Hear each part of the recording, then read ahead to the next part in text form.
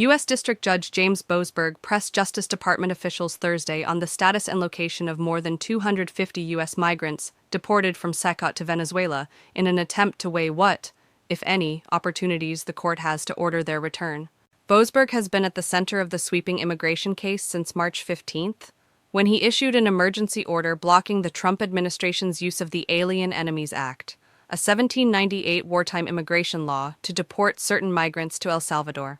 Despite the order, hundreds of migrants were deported to the Salvadorian prison, CECOT, in March, where they remained until last week, when they were sent from the prison in El Salvador to Venezuela as part of a prisoner exchange with the U.S. Boasberg used Thursday's hearing to primarily focus on the status of the 252 Venezuelan migrants now in the custody of Venezuelan President Nicolas Maduro's government.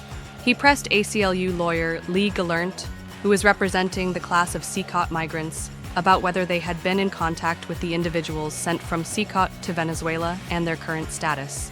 Gallant said Thursday that while the migrants appear to be thrilled to be out of CECOT custody, which he described in court as a torture chamber, he said they have not been able to make contact with the majority of people who were detained for processing upon arrival in Venezuela.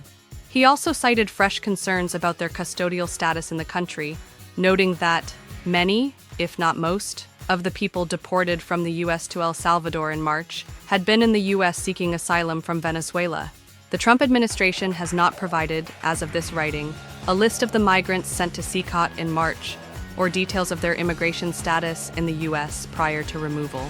Justice Department lawyer Tiberius Davis told the court earlier Thursday that talks about the prisoner exchange began earlier this year, when Maduro reached out to Salvadoran President Nayib Bukele to initiate discussions.